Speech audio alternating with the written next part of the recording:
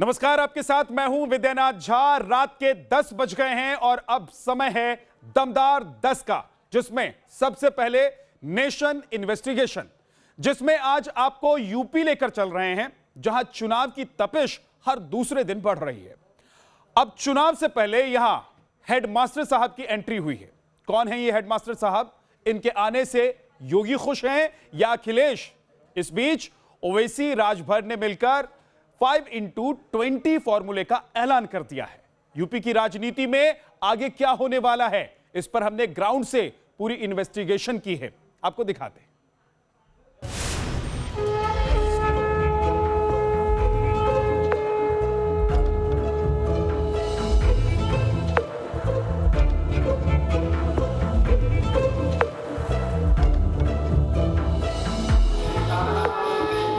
सियावर रामचंद्र की जय सिया राम। जय जय श्री राम। यहाँ अब मंदिर बनेगा, भव्य मंदिर बनेगा।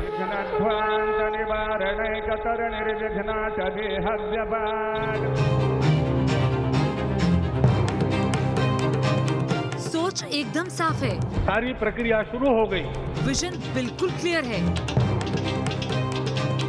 पहला टारगेट लखनऊ है, क्योंकि साल 2024 में दिल्ली जीतनी है, तो साल 2022 में यूपी में हर कीमत पर जीत दर्ज करनी होगी। इसीलिए संघ ने तैयार किया है प्लान 2022, जिसका रास्ता अयोध्या से होकर जाएगा। यही कारण है कि अयोध्या में राम मंदिर की कमान अब संघ ने अपने हाथ में ले ली है। अब तक संघ के सर कार्यवाह रहे भैयाजी जोशी राम मंदिर परियोजना के केयरटेकर की भूमिका निभाएंगे, यानी अब ये पूरा प्रोजेक्ट भैयाजी जोशी की देखरेख में चलेगा। वहीं उत्तर प्रदेश में चुनाव होने तक दत्तात्रेय होसबोले भी यूपी में ही रहेंगे।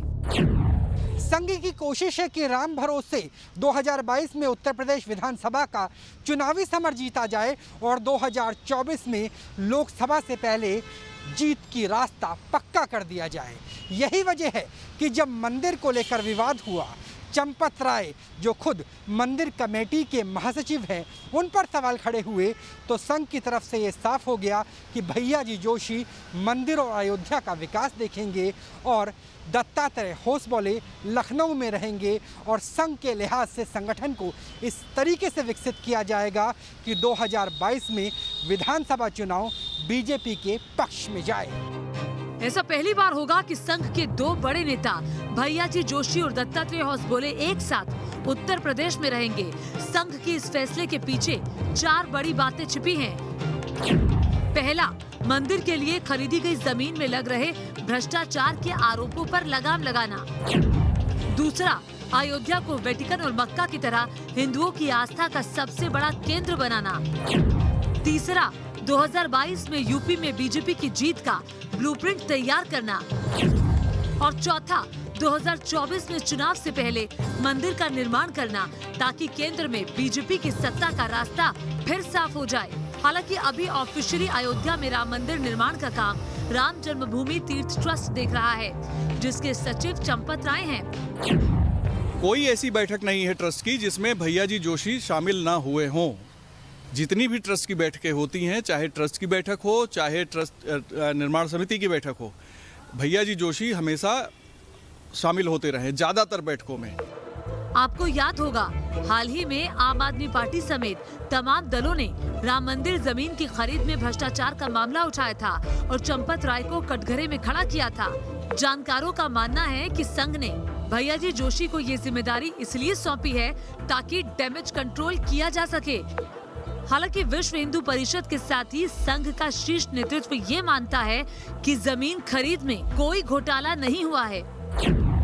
जब राम आगे बढ़ते हैं तो रावणवादी शक्तियाँ, बाबरवादी सोच, ये सब पीछे भागती है, रोती है, बिलबिलाती है। लेकिन अब अयोध्या का विकास होके रहेगा। भैयाजी जोशी को मंदिर निर्माण से जुड़ी जिम्मेदारी मिलने की अटकलों के बीच आम आदमी पार्टी का रिएक्शन भी आ गया है। आप सांसद संजय सिंह ने ट्वीट करके लिखा है, तो क्या आरएसएस भी मान रहा है कि बीजेपी और ट्रस्ट वाले भ्रष्ट हैं? राम मंदिर प्रोजेक्ट में भैया जी जोशी की भूमिका को लेकर संघ को नजदीक से जानने वाले लोगों का कहना है कि इसमें कोई नई बात नहीं है, क्योंकि ट्रस्ट की अधिकतर बैठकों में भैया जी जोशी पहले भी शामिल होते रहे हैं। संघ और ट्रस्ट के बीच भैया जी जोशी एक कड़ी के रूप में काम करते हैं और राम मंदिर निर्माण से जुड़ी हर जानकारी संघ तक भैया जी जोशी ही पहुंचाते हैं।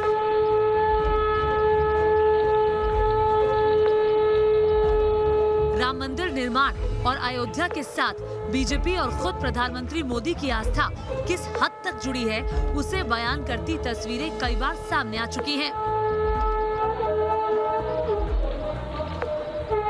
राम मंदिर निर्माण का रास्ता साफ होने के बाद खुद मोदी ने इसकी नींव रखी थी।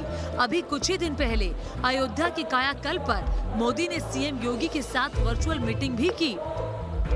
दरअसल बीजेपी और संघ चाहते हैं कि मर्यादा पुरुषोत्तम श्री राम के मंदिर निर्माण से जुड़ी परियोजना में किसी के मन में किसी भी तरह का कोई संदेह न रहे।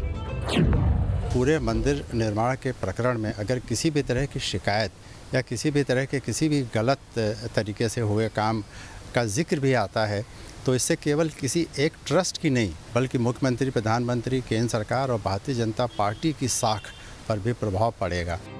मुद्दा सिर्फ अयोध्या पर ही नहीं है, संघ की नजर यूपी के विधानसभा चुनाव पर भी है। इसी को ध्यान में रखते हुए संघ के नए सरकार्यवाह हौसबोले को यूपी में जीत का ब्लूप्रिंट तैयार करने का टास्क सौंपा गया है। आरएसएस की कोशिश है कि यूपी में न सिर्फ साल 2017 वाला प्रदर्शन दोहराया जाए, बल्कि 2024 लोकसभा चुनाव के लिए सोशल इंजीनियरिंग और संगठन का खाका भी वक्त रहते तैयार कर लिया जाए। यूपी में ओबीसी वोट बैंक पर सबकी नजर है, जिसकी तादाद करीब 39% है। बीजेपी के लिहाज से देखें तो 2014 से लेकर 2019 तक यही गैर यादव ओबीसी वोट बीजेपी की जीत की गारंटी रहा है। लेकिन संघ को शायद लग रहा है कि इस बार हालात थोड़े बदल सकते हैं और गैर Yadav OBC vote bank party से दूर हो सकता है। ऐसा इसलिए क्योंकि बीच में योगी और राज्य के डिप्टी सीएम केशव प्रसाद मौर्य के बीच टकराव जैसी कुछ खबरें आई थी। हालांकि उसके बाद सब कुछ ठीक हो गया, लेकिन सवाल गैर यादव ओबीसी वोट बैंक का है, लिहाजा संघ किसी तरह की कोई गुंजाइश नहीं छोड़ना चाहता। इसके अलावा पंचायत चुनाव में बीजेपी का खराब प्रदर्शन, कोरोना की दूसरी लहर में मिसमैनेजमेंट पर सवाल और इसके साथ ही पार्टी और संगठन में समन्वय, ये ऐसे कारण हैं जिसके बाद संघ को यूपी में आगे आना पड़ा है। संघ की नई भूमिका कैसे हो सकती है? एक संवैधानिक ट्रस्ट में मैं नहीं समझ पाता हूं कि या तो चंपत राय जी को हटाया जाए तो वो ट्रस्ट के द्वारा ही संभव है। नृत्य गोपाल दास जी लंबे समय से बीमार रहे, बाद में वो ठीक हुए, लेकिन नृत्य गोपाल दास जब बीमार थे तब भी कोई कार्यवाहक अध्यक्ष नहीं था। उनको तो उनके लोग कहते हैं कि सूचना भी नहीं मिल रही है। इसमें कोई दो राय नहीं है कि इस बार यूपी का चुनाव बीजेपी के लिए लिटमस टेस्ट की तरह है, क्योंकि नया मोर्चा बनाने के लिए एड़ी चोटी का जोर लगा रहे छोटे दल सत्ता के लिए किसी भी हद तक जाने को तैयार हैं। इसी कड़ी में ओवैसी समेत 16 छोटे दलों का भागीदारी संकल्प मोर्चा बनाने वाले सुहेल देव भारतीय समाज पार्टी के प्रमुख ओम प्रकाश राजभर ने तो 5 साल सरकार और 5 मुख्यमंत्री का फॉर्मूला भी दे दिया।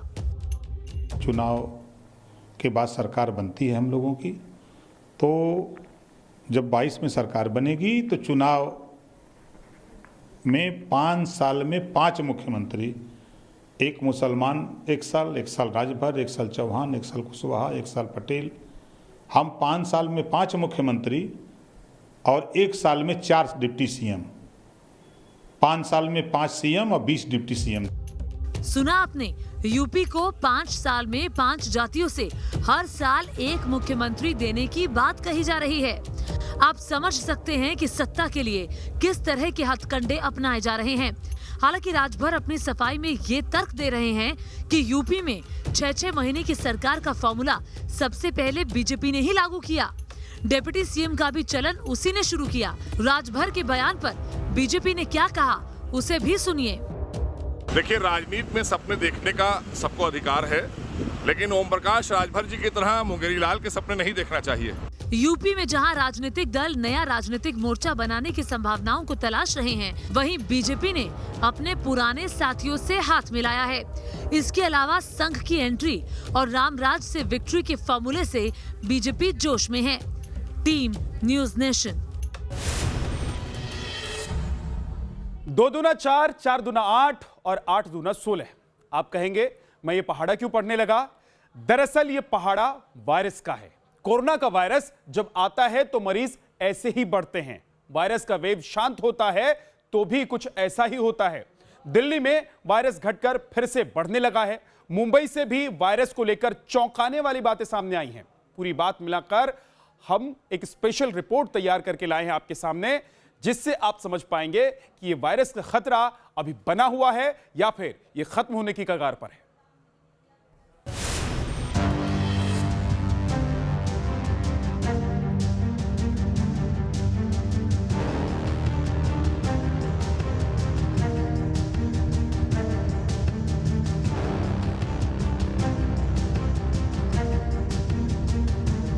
दिल्ली का लक्ष्मी नगर इलाका, 2 दिन की 2 अलग अलग तस्वीरें, लेकिन दोनों ही तस्वीरों में हालात एक दूसरे से बिल्कुल अलग। पहली तस्वीर बुधवार की है, जब बाजार में पूरी तरह से सन्नाटा छाया है। भीड़ और बाजार की रौनक दोनों गायब है। दूसरी तस्वीर बुधवार से पहले की है, जब लोगों की लापरवाही सड़क पर अनलॉक होकर नियमों की धज्जियां उड़ा रही थी और नतीजा दिल्ली के लक्ष्मी नगर मेन मार्केट को 5 जुलाई तक के लिए बंद कर दिया गया। अब सवाल है कि दिल्ली के लक्ष्मी नगर इलाके में दोबारा लॉकडाउन लगाने की नौबत आखिर क्यों आई? बीते 2 दिन के बाद दिल्ली में कोरोना के केस डबल डिजिट से ट्रिपल डिजिट में पहुंच गए। बुधवार को भी दिल्ली में नए केस ट्रिपल डिजिट से सिर्फ 6 कम आए। हालांकि ये बढ़त तो मामूली है, लेकिन खतरे का संकेत काफी बड़ा है, क्योंकि इस बढ़त के साथ दिल्ली में पॉजिटिविटी रेट भी 0.10 से बढ़कर 0.15 हो गया। लिहाजा दिल्ली में अब कोरोना को वापस कंट्रोल करने के लिए उन इलाकों में सख्ती शुरू हो गई जहां वायरस के स्प्रेड का खतरा सबसे ज्यादा नजर आ रहा है, और इसकी शुरुआत हुई दिल्ली के लक्ष्मी नगर इलाके से। ये तमाम मार्केट्स आपको बंद नजर आएंगी। अभी तक बाजार जो है वो आपको बंद नजर आएगा 5 जुलाई तक, और वजह है कोरोना नियमों का पालन न करना।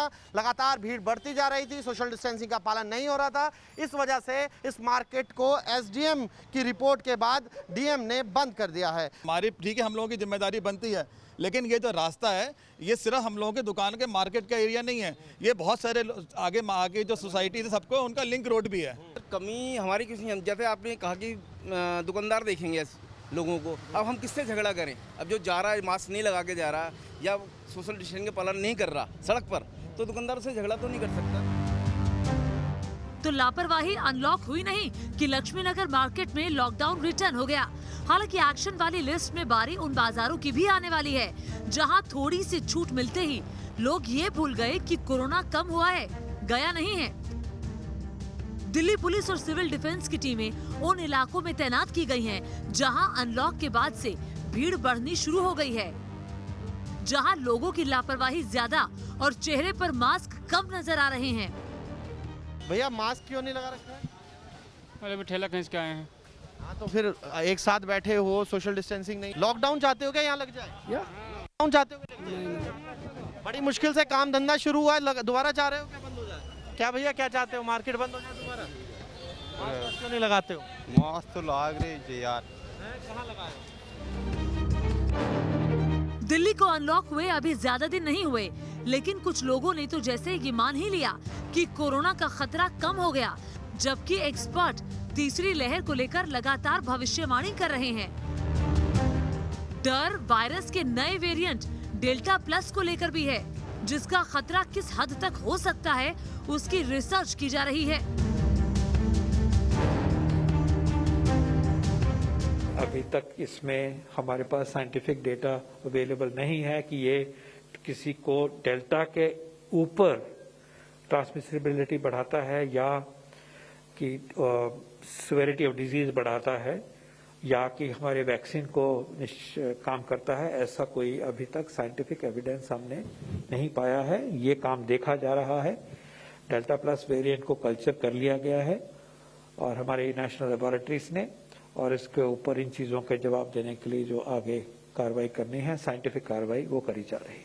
इस विषय में जो समझने वाला हमारे लिए जरूरी है कि अगर हमें किसी भी स्टेट में डेल्टा या डेल्टा प्लस रिलेटेड कोई इंफॉर्मेशन मिलती है तो हम स्टेट के साथ डिस्कस करते हैं, उनकी नॉलेज में लाते हैं, उनको बताते हैं कि अगर कोई वेरिएंट आया है तो आप और कंसर्न रहें। अगर कोई वेरिएंट ट्रांसमिसिबिलिटी बढ़ाता है यानी कि उसके इन्फेक्शन की स्पीड बढ़ती है तो आपको और to that extent Covid appropriate behaviour हो या कंटेनमेंट एक्शन हो उतने ही स्ट्रांग करने की जरूरत है।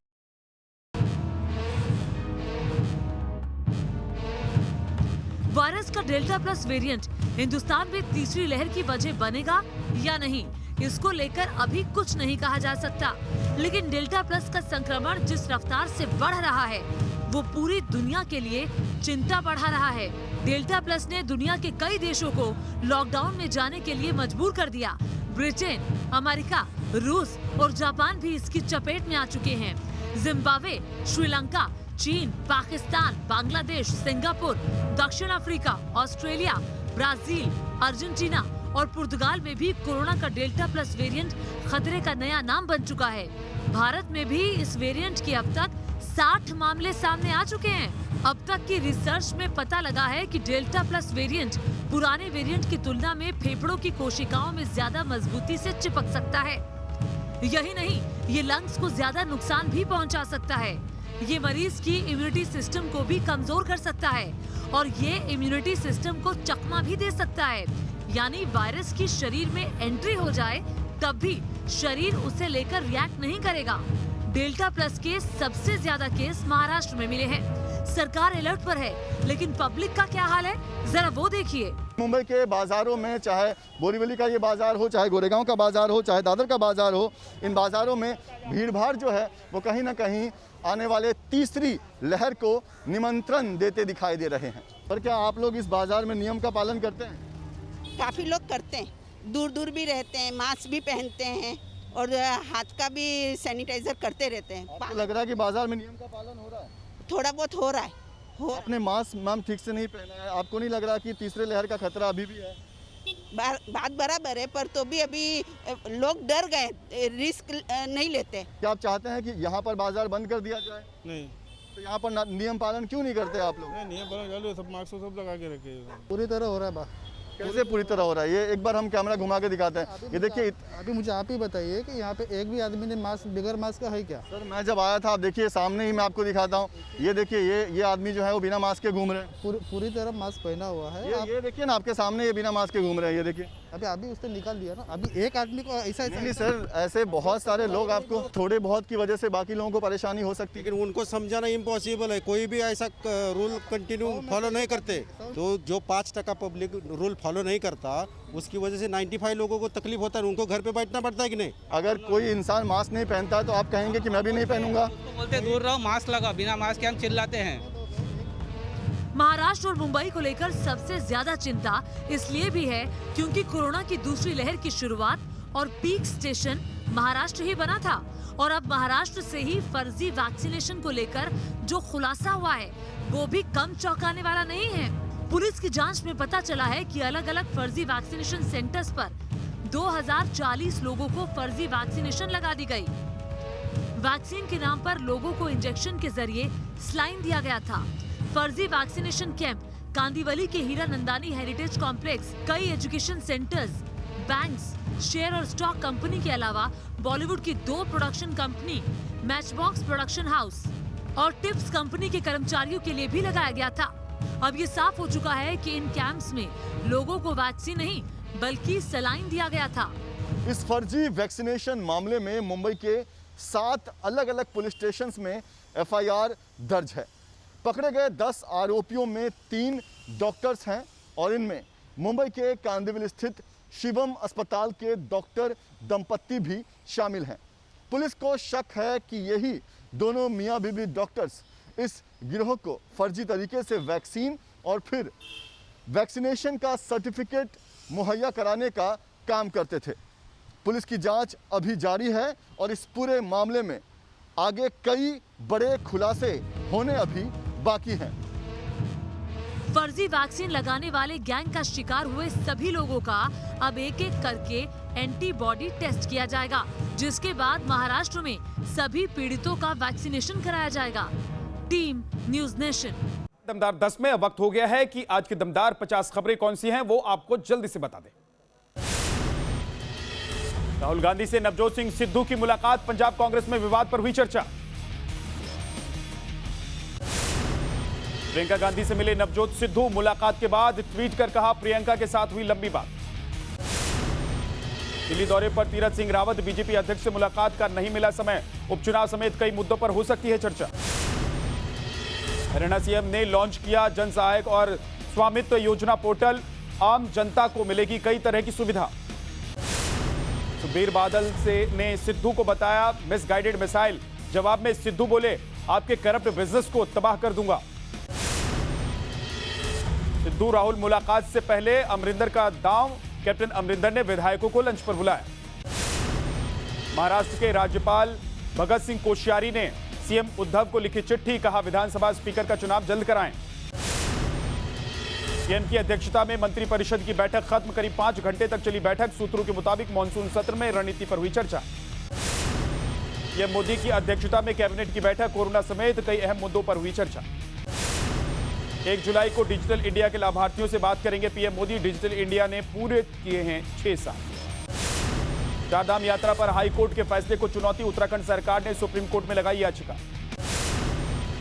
जन शिकायतों की सुनवाई में लापरवाही बरतने पर सीएम योगी सख्त, दोषी अधिकारियों पर कार्रवाई के निर्देश।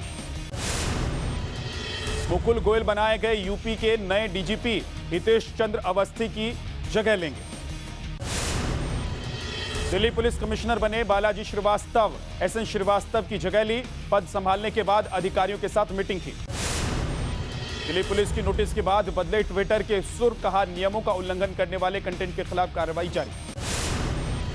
चाइल्ड पोर्नोग्राफी मामले में महिला आयोग ने भी ट्विटर को भेजा है शो कॉज नोटिस। धर्मांतरण मामले में आरोपी उमर गौतम और जहांगीर की रिमांड 3 दिन बढ़ा दी गई है, अब 3 जुलाई तक यूपी एटीएस की रिमांड में रहेगा। यूपी एटीएस ने वडोदरा से एक और आरोपी को किया गिरफ्तार, धर्मांतरण के लिए विदेशी फंडिंग जुटाने का आरोप। जम्मू कश्मीर में सुरक्षा बलों को बड़ी कामयाबी, कुलगाम में एनकाउंटर में 3 आतंकवादियों को मार गिराया गया। जम्मू कश्मीर के पारिमपोरा में भी मारे गए 2 आतंकी, सुंदरबनी में घुसपैठ की कोशिश नाकाम। जम्मू के कालूचक और सुंजवानी में सेना कैंप के पास 2 ड्रोन देखे जाने का दावा, सूत्रों के हवाले से खबर। ड्रोन हमले के बाद चाक चौबंद हुई जम्मू एयरफोर्स स्टेशन की सुरक्षा, एनएसजी और डीजी ने किया एयरबेस का दौरा। ड्रोन देखने के बाद बढ़ाई गई एयरफोर्स स्टेशन की सुरक्षा, एनआईए की टीम ने एयरफोर्स स्टेशन का मुआयना किया। हर पहलू की जांच कर रही है एनआईए। शनिवार को जम्मू एयरफोर्स स्टेशन के पास हुआ था ड्रोन अटैक। एयरफोर्स स्टेशन में लगाई गई है फ्लड लाइट्स, यूएवी से भी रखी जा सकती है नजर। 6 से 9 जुलाई के बीच जम्मू कश्मीर जाएंगे परिसीमन आयोग के अधिकारी, राजनीतिक दलों से मुलाकात भी करेंगे। एलएसी पर लगातार युद्धाभ्यास कर रहा है चीन, सीमा पर भारत के 2 लाख सैनिक मौजूद, दुश्मन पर पलटवार करने की भी इजाजत। फरीदाबाद में अतिक्रमण हटाने पहुंची पुलिस पर पथराव, जवाबी कार्रवाई में पुलिस ने भी किया लाठीचार्ज। यूपी के काजीपुर बॉर्डर पर भारी हंगामा, किसान और बीजेपी समर्थकों में झड़प, किसानों ने दिखाए काले झंडे। प्रयागराज में अवैध घुसपैठियों से परेशान परिवार, घर के बाहर लगाए गए बिकाऊ है का पोस्टर, बांग्लादेश के रहने वाले बताए जा रहे हैं आरोपी। मध्य प्रदेश में आज नर्सों की प्रदेश व्यापी हड़ताल शुरू, सरकार के सामने पेंशन भत्ता, कोरोना भत्ता समेत कई मांगे रखी गई। लखनऊ में सहायक शिक्षक भर्ती मामले में अभ्यर्थियों का प्रदर्शन, डिप्टी सीएम केशव मौर्य के आवास का घेराव किया। देश में 24 घंटे के अंदर कोरोना के 45,641 नए केस, 816 मरीजों ने दम तोड़ दिया। दिल्ली में 24 घंटे के अंदर 94 नए कोरोना के मरीज, 6 मरीजों ने दम तोड़ा। मुंबई के फर्जी वैक्सीनेशन मामले में बड़ा खुलासा, 2040 लोगों को वैक्सीन के नाम पर दिया गया था स्लाइन, सभी लोगों का दोबारा होगा वैक्सीनेशन। कोरोना से मारे गए लोगों के परिवार को मिलेगा मुआवजा, सुप्रीम कोर्ट ने सरकार को गाइडलाइन बनाने को कहा, मुआवजे की राशि सरकार तय करेगी।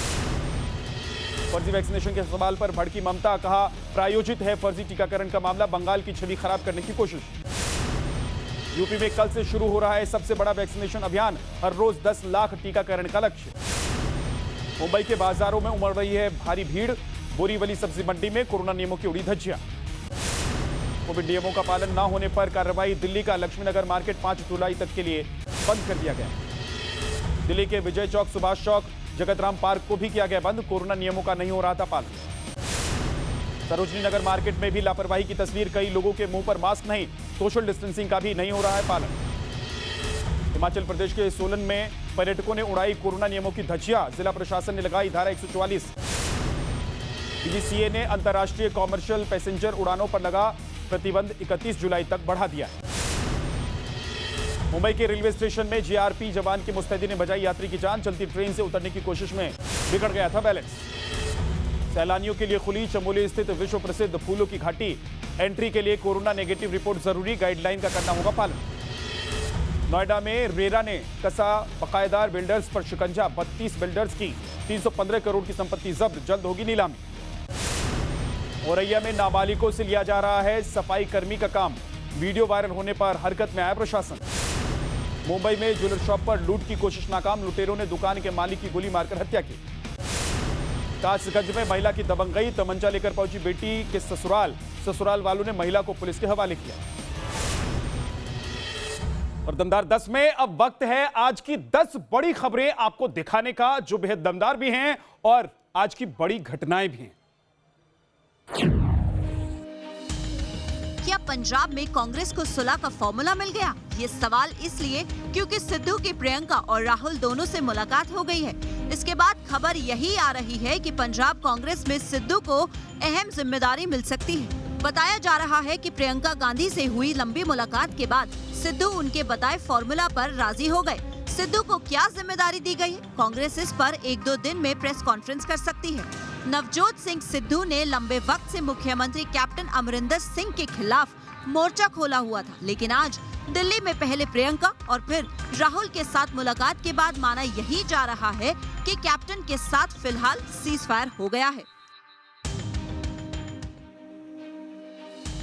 अभी तक कोरोना ठीक होने के बाद ब्लैक, व्हाइट और येलो फंगस के मामले सामने आ रहे थे, लेकिन अब मरीजों में CMV वायरस मिलने के मामले भी सामने आ रहे हैं।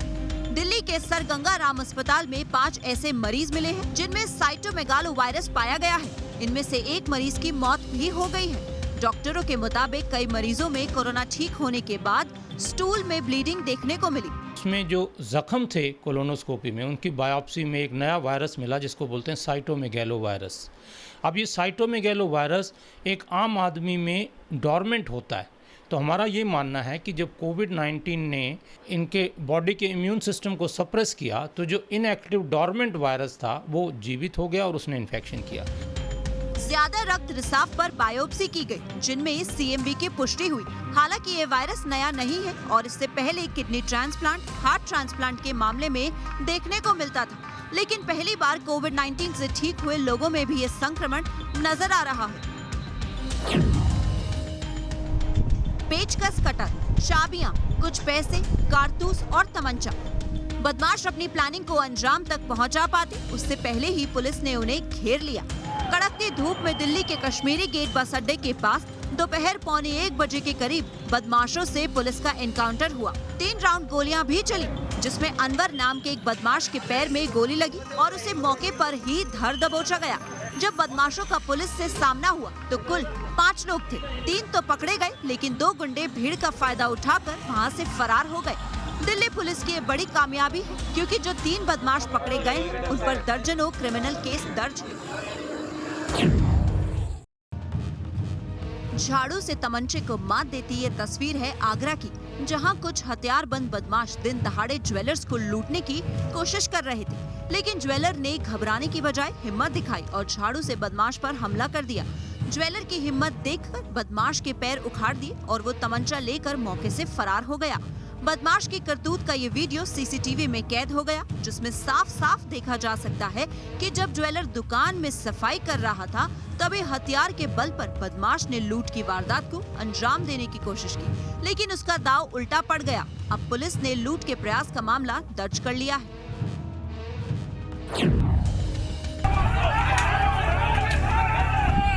भीड़ ने पत्थर बरसाए तो पुलिस ने लाठी उठा ली। उसके बाद शुरू हो गया हिंसा का तांडव। घर के अंदर से पत्थर बरसे तो घर की छतों से महिलाओं ने भी पथराव किया, लेकिन इसके बाद पुलिस को हत्थे जो चढ़ा उसकी शामत आ गई। फरीदाबाद से आई इन तस्वीरों ने आज काफी सुर्खियां बटोरी। खोरी गांव में भीड़ बेकाबू इसलिए हुई क्योंकि उनके आशियाने पर बनाई थी। दरअसल सुप्रीम कोर्ट ने इसी महीने इस इलाके की जमीन खाली करने का आदेश दिया था, क्योंकि अरावली रेंज में लोगों ने अवैध कब्जा कर रखा है और यहाँ 10,000 से ज्यादा मकान बना लिए गए हैं। ऐसे में खोरी गांव में लोगों ने महापंचायत बुलाई, बड़ी संख्या में भीड़ जुटने लगी और जब पुलिस ने लोगों को रोका तो भीड़ बेकाबू हो गई।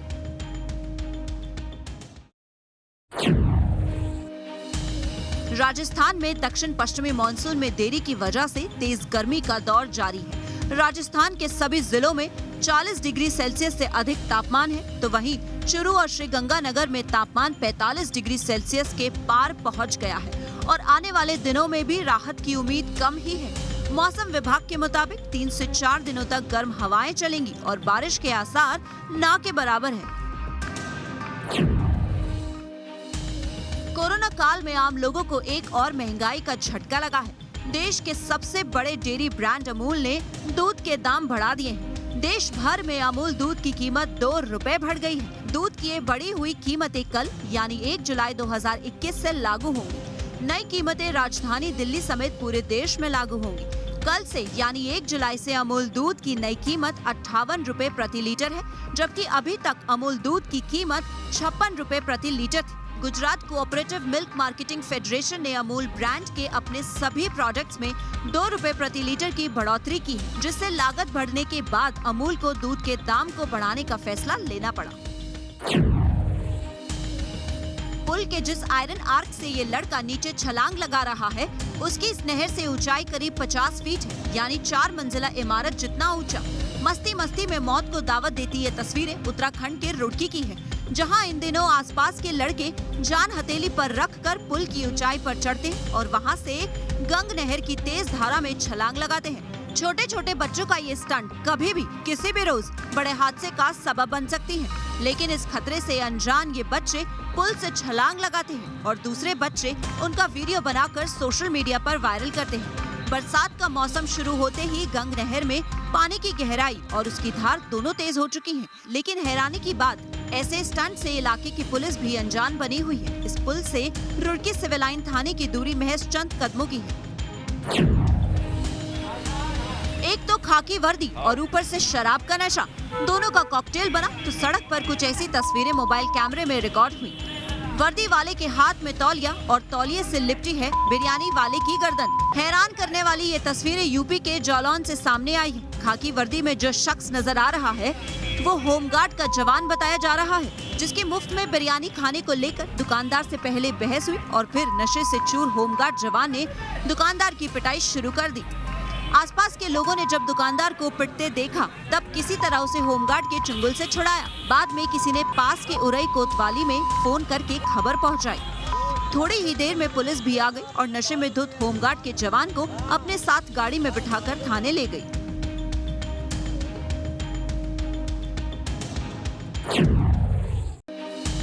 भारतीय एथलीट दूती चंद ने टोक्यो में होने वाले ओलंपिक के लिए अपनी सीट कंफर्म करा ली है। दूती चंद ने 100 मीटर और 200 मीटर रेस में क्वालिफाई किया है। दूती ने वर्ल्ड रैंकिंग के आधार पर ओलंपिक कोटा हासिल किया है। 100 मीटर में 22 स्थान खाली थे, तो वहीं 200 मीटर में 15 स्थान खाली थे। ऐसे में दूती ने दोनों कैटेगरी में ओलंपिक सीट पक्की की। दूती के लिए ये दोहरी खुशी है, क्योंकि हाल ही में ओडिशा सरकार ने देश के सबसे बड़े खेल सम्मान राजीव गांधी खेल रत्न पुरस्कार के लिए दूती चंद के नाम की सिफारिश की है। दमदार 10 में अब आज की अच्छी खबर, पढ़ने का जुनून। कई स्टोरीज आपने ऐसी देखी होंगी जिसमें आपको पढ़ने के जुनून वाले छात्रों से मिलवाया गया हो, उनके बारे में बताया गया हो, लेकिन अब आपको हम आखिर एक ऐसे जुनूनी छात्र और पढ़ाने का जुनून जिनके अंदर है उनसे मिलवाने जा रहे हैं। क्या है ये कहानी और कौन है वो शख्स, आपको दिखाते हैं। पढ़ने के जुनून की कई स्टोरी आपने देखी और सुनी होगी। आज आपको दिखाते हैं पढ़ाने का जुनून। बांस और बल्लियों के सहारे बनाया गया ये कॉटेज किसी रेस्टोरेंट या टूरिस्ट हट नहीं, बल्कि स्कूल कैंपस में बनाया गया ऑनलाइन क्लास कॉर्नर है।